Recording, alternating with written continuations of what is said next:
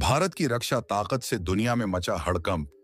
ताकतवर मुल्कों की देश के हथियारों पर टिकी निगाहें। फिलीपींस, आर्मेनिया ही नहीं, रूस, अमेरिका में मची होड़। दोस्तों, इन दिनों भारत की रक्षा ताकत का जलजला दुनिया में बढ़ता जा रहा है। पूरी दुनिया देश की बढ़ती ताकत देखकर हैरान रह गई है। वहीं भारत दुनिया में हथियारों के मामले में एक अच्छा और सस्ता विकल्प बनकर उभरा है। महंगे हथियारों के साथ लंबे युद्ध कर पाना बेहद टेढ़ी खीर साबित हो रहा है। अर्थव्यवस्थाएं बर्बाद हो रही हैं, लेकिन भारत के पास किफायती दामों में बढ़िया और सटीक हथियार मौजूद हैं। यही वजह है कि दुनिया भर के देश भारत के साथ रक्षा डील कर रहे हैं। फिलीपींस के साथ भारत ने बड़ा रक्षा करार किया था और अब चीन के इस दुश्मन देश को खतरनाक ब्रह्मोस मिसाइल की डिलीवरी की जा रही है। वहीं आर्मेनिया सहित तमाम देशों के साथ बातचीत हो रही है और जल्द ही बड़े करार की संभावना है। सवाल उठता है कि आखिर आर्मेनिया को भारत ने कौन कौन से हथियार सौंपे हैं? किन किन देशों के साथ हो सकती है बड़ी रक्षा डील? किन हथियारों की बढ़ सकती है मांग? तो दोस्तों, 2022 में भारत ने आर्मेनिया को $250 मिलियन के Pinaka multi barrel rocket launcher, anti tank हथियार और गोला बारूद की आपूर्ति का सौदा किया था। यह भारत की ओर से पिनाका का पहला निर्यात था। पिनाका को अमेरिका के हिमार्स के बराबर माना जाता है। आर्मेनिया कश्मीर को लेकर भारत के पक्ष का समर्थन करता है। दोस्तों, सवाल उठता है कि पिनाका मल्टी बैरल रॉकेट की क्या है ताकत? किस क्षमता की वजह से यह है बेहद खास? तो दोस्तों, देश में ही विकसित पिनाका मिसाइल का यह तीसरा वर्जन है। पहले दो वर्जन की मारक क्षमता 40 से 75 किलोमीटर थी। इस एडवांस वर्जन की मारक क्षमता 120 किलोमीटर है। इस मिसाइल में एडवांस नेविगेशन और कंट्रोल सिस्टम लगाया गया है। इससे मारक क्षमता एकदम सटीक हो गई है। कारगिल युद्ध के दौरान पहाड़ों पर कब्जा जमाए बैठे पाकिस्तानी सैनिकों पर पिनाका ने जबरदस्त प्रहार किया था। पिनाका को एक ट्रक पर बने लॉन्चर से दागा जाता है। 44 सेकंड में 12 रॉकेट दागे जा सकते हैं। प्रत्येक रॉकेट 250 किलोग्राम तक के बम अपने साथ ले जा सकता है। अपने लक्ष्य पर यह 80 किलोमीटर प्रति घंटे की रफ्तार से हमला बोलता है। वहीं अभी हम जिन देशों को अपने रक्षा उपकरण बेच रहे हैं, उनमें Vietnam, Bhutan, Bangladesh, Sri Lanka, Myanmar, Maldives, Mauritius समेत अन्य देश शामिल हैं। वियतनाम के साथ हमने सुपरसोनिक क्रूज ब्रह्मोस मिसाइल बिक्री करने की डील की है। आकाश मिसाइल की खरीदारी के लिए फिलीपींस, वियतनाम, सऊदी अरब ने अपने कदम आगे बढ़ाए हैं। म्यांमार और फिलीपींस ने ध्रुव हेलीकॉप्टर को खरीदने में अपनी रुचि दिखाई है। मलेशिया 15 तेजस लड़ाकू विमानों को अपनाने को तैयार हुआ है। ये सभी देश अपनी रक्षा जरूरतों को पूरा करने के लिए भारत की तरफ देख रहे हैं, जो बताता है कि देश किस तेजी से आगे बढ़ रहा है।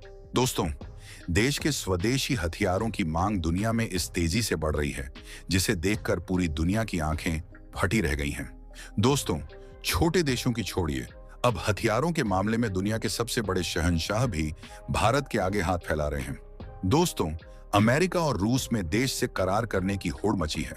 सवाल उठता है कि अमेरिका और रूस किन हथियारों के लिए करना चाहते हैं भारत से डील? भारत के हथियारों में ऐसा क्या है खास? रूस किस मिसाइल की कर रहा मांग? तो दोस्तों, इस बारे में जानने के लिए पूरा वीडियो देखिए। देश के बढ़ते कदमों के बारे में जानकर आप खुशी से झूम उठेंगे। नाटो से लेकर रूस डीआरडीओ से डील को लेकर बेताब। पुतिन ने कर दी बहुत बड़ी डिमांड।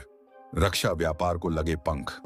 दोस्तों, अभी नाटो देश रक्षा डील को लेकर तैयारियां बना ही रहा था कि दोस्त रूस ने भारत से मिसाइलों की बड़ी डिमांड कर दी है, जिसके बाद से दुनिया भर की निगाहें भारत की तरफ हैं। नाटो का मुंह सूखता जा रहा है। सवाल उठता है कि रूस ने किस मिसाइल की मांग की है? तो दोस्तों, रूस ने भारत से प्रलय मिसाइलों की मांग की है, जो बेहद ताकतवर है। यह विभिन्न दिशाओं में कई लक्ष्यों को साध सकती है। यह हर मौसम में, हर क्षेत्र में अत्यधिक सटीक और सहयोगी सामरिक हथियार प्रणाली है और यह ठोस ईंधन से लैस कम दूरी वाली मिसाइल है। दोस्तों, सवाल उठता है कि दुनिया में सबसे ज्यादा मिसाइलों के जखीरे वाले देश रूस ने भारत से मिसाइल की मांग क्यों की है? तो दोस्तों, रूस यूक्रेन जंग के लंबे खिंच जाने से आर्थिक हालात को देखते हुए दोनों पक्ष सस्ते और सटीक हथियार खरीदना चाहते हैं। रूस के पास इस्कंदर मिसाइल है, जो प्रलय के टक्कर की है, लेकिन यह बेहद महंगी मिसाइल है। दोस्तों, रूस की इस्कंदर मिसाइल की कीमत 24 करोड़ है, जबकि भारत की प्रलय मिसाइल मात्र 3 करोड़ की है। दोस्तों, यही वजह है कि रूस अपने युद्ध के खर्च को कम करने के लिए भारत से सौदा करना चाहता है। दोस्तों, प्रलय मिसाइल 150 से 500 किलोमीटर तक अपने टारगेट को निशाना बना सकती है। साथ ही बीच हवा में एक निश्चित सीमा तय करने के बाद अपना रास्ता बदलने की क्षमता रखती है। डीआरडीओ ने अभी तक प्रलय की गति का खुलासा नहीं किया है, लेकिन अनुमान के मुताबिक इसकी गति 2000 किलोमीटर प्रति घंटा हो सकती है। प्रलय जमीन से जमीन पर मार करने वाली क्वासी बैलिस्टिक मिसाइल है। प्रलय मिसाइल में सॉलिड प्रोपेलेंट वाला रॉकेट मोटर लगा है। इसमें नई टेक्नोलॉजी के गाइडेंस सिस्टम में state of the art navigation and integrated avionics भी लगाया गया है। प्रलय मिसाइल भारत की 3 शॉर्ट रेंज बैलिस्टिक मिसाइल प्रहार, पृथ्वी 2 और पृथ्वी 3 मिसाइल की तकनीक से मिलकर बनी है। प्रलय की टारगेट ध्वस्त करने की सटीकता 10 मीटर यानी 33 फीट है, यानी जितना इलाका चुना है उतना ही बर्बाद होगा।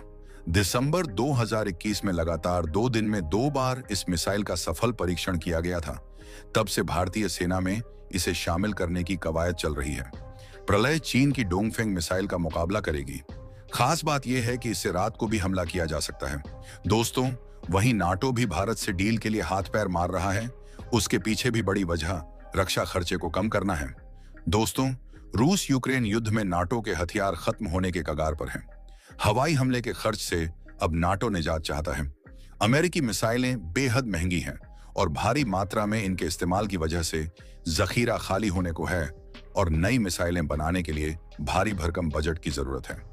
ऐसे में यह संगठन किसी दूसरे देश से सस्ती मिसाइलें खरीदने पर विचार कर रहा है और भारत से अच्छा विकल्प फिलहाल दुनिया में नहीं है।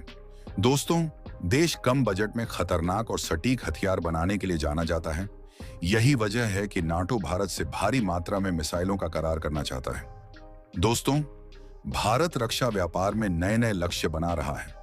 लगभग 1 दशक पहले तक एक आयातक के तौर पर पहचाने जाने वाला हमारा देश करीब 85 देशों को हथियार बेच रहा है। पिछले 7 वर्षों में देश के रक्षा निर्यात में 10 गुना वृद्धि हुई है। यह इसीलिए है क्योंकि देश में रक्षा उत्पाद तेजी से बढ़ा है। वित्त वर्ष 2022-23 में देश का रक्षा उत्पादन पहली बार 1 लाख करोड़ रुपए को पार कर गया।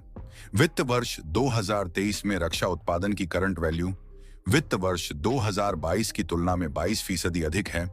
उस समय यह आंकड़ा 95,000 करोड़ था। वित्त वर्ष 2020 से 21 में भारतीय रक्षा उत्पादन 84,643 करोड़ रुपए का था।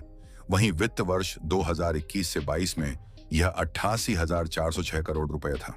वहीं आत्मनिर्भरता हासिल करने और मेक इन इंडिया के लक्ष्य को साकार करने के लिए केंद्र सरकार ने देश में 2 रक्षा औद्योगिक गलियारे डिफेंस कॉरिडोर्स स्थापित किए हैं।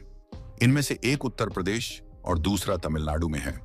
Uttar Pradesh defence industrial corridor विकसित करने के लिए आगरा, अलीगढ़, चित्रकूट, झांसी, कानपुर और लखनऊ की पहचान की गई है। वहीं तमिलनाडु डिफेंस इंडस्ट्रियल कॉरिडोर के विकास के लिए चेन्नई, कोयम्बटूर, होसुर, सलेम और तिरुचिरापल्ली की पहचान की गई है।